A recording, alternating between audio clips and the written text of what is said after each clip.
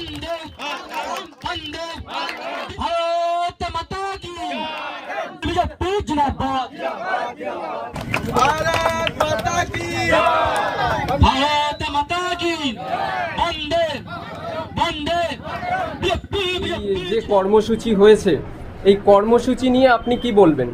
মধ্যে পড়ে যে ছোটো ছোটো বাচ্চা কাচ্চাদের তাদের মধ্যে আমাদের এই যে আমাদের শিক্ষা দীক্ষার বিস্তার, আমাদের ঐতিহ্যের বিস্তার, ভারতীয় সংস্কৃতির বিস্তার, এগুলো করণীয় আমাদের পার্টির একটা দৃষ্টান্তমূলক সিদ্ধান্ত এবং সেগুলো আমরা করে থাকি, সেগুলো আমরা করি।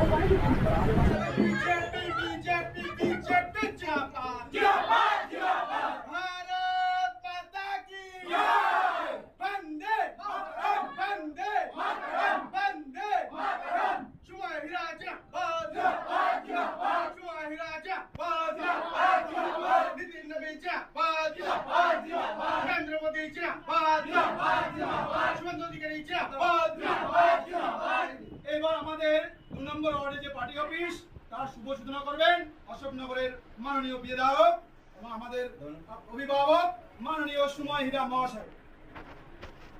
भारत माता की भारत माता की वंदे वंदे আজকে এরকম একটা কর্মসূচি করার পিছনে কারণ? দেখুন, যে আমাদের অনেক স্বপ্ন ছিল পশ্চিমবঙ্গের বুকে আমরা ক্ষমতায় আসবো, সোনার বাংলা তৈরি হবে। সেন্ট্রাল গভর্নমেন্টের যে পরিকল্পনাগুলো, যে প্রজেক্টগুলো আছে সেগুলো বাংলায় মমতা ব্যানার্জি সেগুলো আসতে দেয়নি। মানুষ সেই পরিষেবাগুলো থেকে বঞ্চিত। দীর্ঘ লড়াই প্রতীক্ষার পরে আমরা 2026 সালে সরকারে আসছি। মানুষ আমাদের বিপুল জনমত দিয়ে সরকারে নিয়ে এসছে। আমরা আগামী দিনে যাতে মানুষের সকল পরিষেবা দিতে পারি, যেমন বার্ধক্য ভাতা, অন্নপূর্ণা ভাণ্ডার, বিধবা ভাতা, আবাস যোজনা এবং আয়ুষ্মান ভারতের মতন যে প্রকল্পগুলো, যেগুলো মানুষের খুব প্রয়োজনীয়। কারণ আজকে আমরা দরিদ্র সীমার নিচে বসবাস করছি। পশ্চিমবঙ্গের অধিকাংশ মানুষ বেকার, তাদের হাতে কাজ নেই।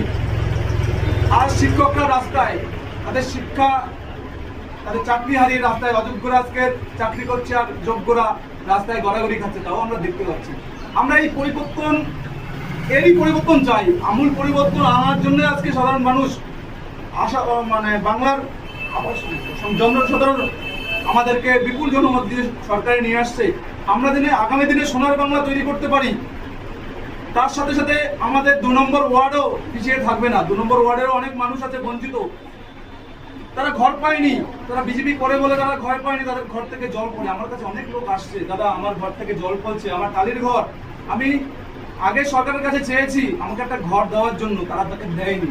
এবার এই যে 2026-27 যে বাজেটটা পেশ হয়েছে, এই বাজেট নিয়ে আপনি কি বলবেন?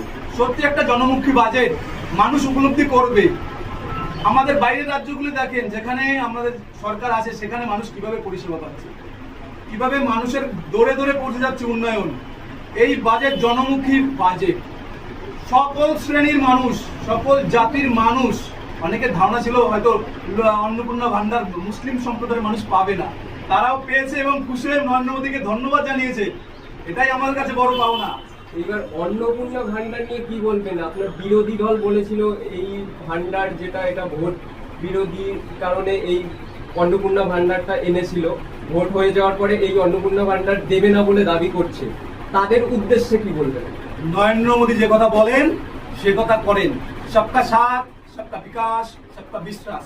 মানুষের বিশ্বাস অর্জন করেছেন এবং উনি যেটা বলেন সেটা 100% করে যান। ডিএর ব্যাপারে কি বলবেন? ডিএ বাড়িয়েছে, আপনারা জানেন 20% ডিএ বাড়িয়েছে। এটা ধাপে ধাপে সেন্ট্রাল গভর্নমেন্টের যে ডিএ, সেন্ট্রালের সঙ্গে যেটা এখনো পার্থক্য আছে, যেহেতু যে গভর্নমেন্ট ছিল প্রচুর টাকা দেনা করে গেছে, সেই জন্য এই সরকার আসতে একটু সমস্যা হচ্ছে যে পুরো মানুষকে ডিএটা দেওয়ার। তবে আশা করি 5-6 মাসের মধ্যে বাকি ডিএ তারা পেয়ে যাবেন।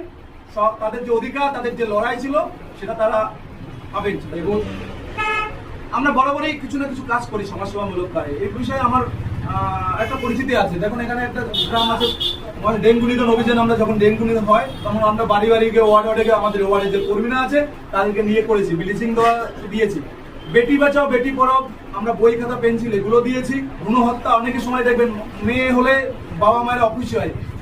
আমার একটা ভাগ্নি আছে, তারা পুলিশের চাকরি করে। বিধাননগর কমিশনার এনেছে, এটা গর্বের বিষয়। একটা মেয়েকেও যদি সঠিকভাবে সুশিক্ষিত করা যায়, সেও বাবা মার বোঝাটা কমাতে পারে। আপনার নাম?